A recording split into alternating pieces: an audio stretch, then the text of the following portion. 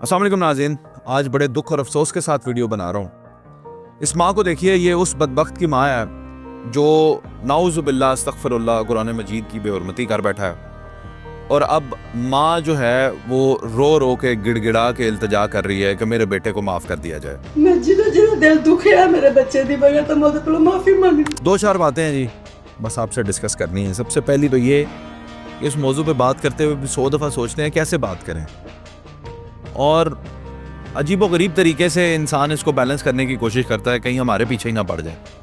सीधी बात तो ये है, सब इस पे बात करने से डरते भी हैं, मौजू ऐसा है। लेकिन आप ये देखिएगा कि मैं पहले दिन से एक बात कह रहा हूँ कि इस हादसे के होने के बाद उस एक शख्स को तो टारगेट किया गया। अच्छा, मैं उसको जानता नहीं था, इस वीडियो की वजह से मुझे पता चला कि ये कोई अली नामी भी कोई लड़का है, मुझे नहीं पता था, और इतना मशहूर है मैं तो जानता ही नहीं था।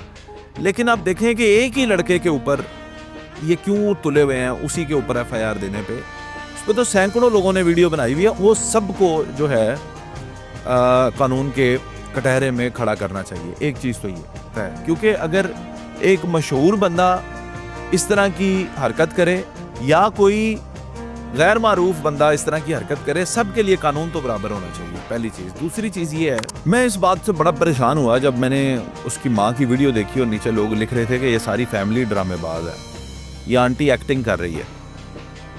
एक माँ को ये नज़र आ रहा हो मेरे बेटे को मार दिया जाएगा, आप कह रहे हैं कि वो एक्टिंग कर रही है, समझ से बालातर है। रमज़ान का महीना है, 5 वक्त की हर मुसलमान नमाज पढ़ने की कोशिश ज़रूर करता है, रोज़ा ज़रूर रखता है। नरमी क्यों नहीं आ रही जी आप लोगों के दिलों के अंदर, मुझे तो समझ नहीं आती। ये जितने लोग कह रहे हैं कि जी इसको होनी चाहिए, जी इसको सज़ाए मौत होनी चाहिए, जी इसको फलां होना चाहिए, टमका होना चाहिए, जो भी है वो तो कानून इख्तियार करेगा रास्ता अपना। ना मेरे कहने से होती है सज़ाए मौत, ना आपके कहने से वो माफ़ होता है। वो तो जो कानून देखेगा, कानून अपना रास्ता खुद इख्तियार करेगा। लेकिन ये ज़रूर होता है कि मेरे आपके बात करने से एक प्रेशर क्रिएट होता है, जजिस पर भी एक प्रेशर होता है कि यार पूरी कौम जो है वो क्या बात कर रही है और उनका फैसला क्या आना है। इसीलिए तो इस तरह के केसेस जो होते हैं वो सालों से जेलों में सड़ते रहते हैं लोग, उनका फैसला ही नहीं होता। अब बात यह है कि वो जितने भी लोग ये लिख रहे हैं कि भाई इसको सज़ा ये वाली होनी चाहिए, साथ में आप सज़ा भी बताते हैं, भाई आप क्यों जज बन रहे हैं? आपका ये इख्तियार है, आपका ये राइट है कि आप अल्लाह ताला के कलाम कुरान मजीद का हम दिफा करें, हालांकि अल्लाह ने खुद उसकी हिफाजत का जिम्मा लिया है। कोई इस तरह का 2 टके का लड़का आके टिकटॉकर हमारे कुरान मजीद की बेहुरमती नहीं कर सकता, ये बिल्कुल नहीं हो सकता। लेकिन उससे ये जो कुछ भी हुआ है, जाने में हुआ है या अनजाने में, जो कुछ भी हुआ है उसकी सज़ा उसको कानून देगा।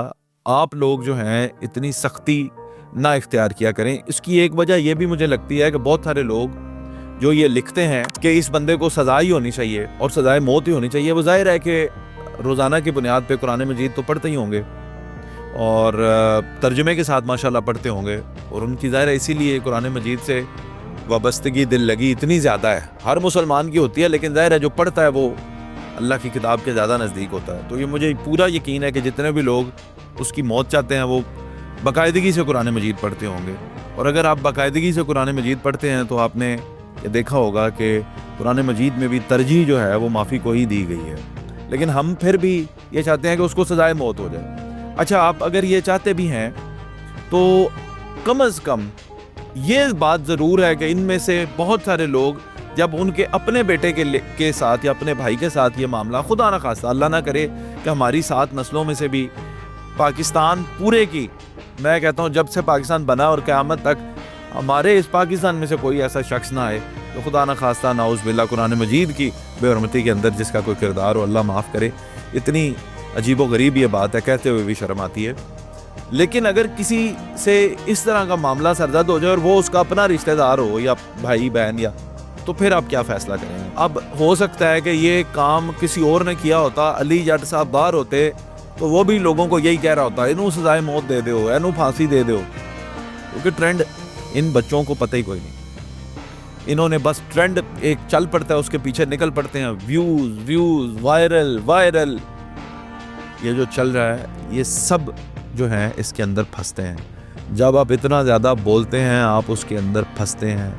आपको सोच समझ कर बात करनी चाहिए, आपको ایک درمیانی راستہ بھی ہوتا ہے انسان کے پاس, اختیار کرنا چاہیے. کوئی آپ کا استاد ہونا چاہیے, کسی کو آپ پوسٹ کرنے سے پہلے دکھاتے تو ہوں کہ کیا میں بنا رہا ہوں.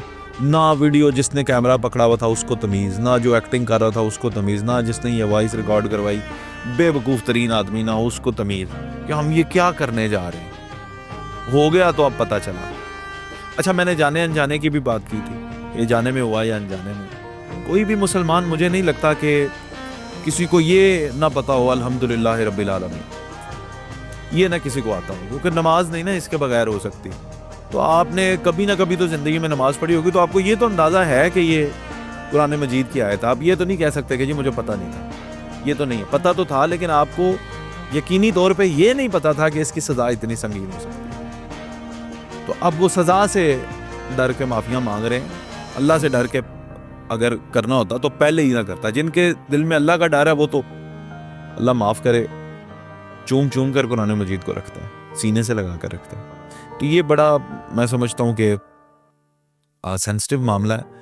عوام جو ہیں اس میں اپنا کردار جو ہے وہ کم از کم کسی کی ماں کو دیکھ کر, کسی کی بہن کو دیکھ کر اس طرح کے جملے نہ کہا کریں.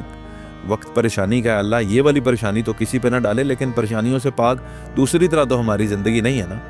وقت کوئی نہ کوئی تو پریشانی کا آنا ہی ہے. تو اس طرح نہ سے اس طرح سے, تو اس وقت جو ہے لوگ جب آپ کے بارے میں یہ لکھیں گے تو پھر میں سمجھتا ہوں کہ یہ آپ کو اس وقت اندازہ ہوگا.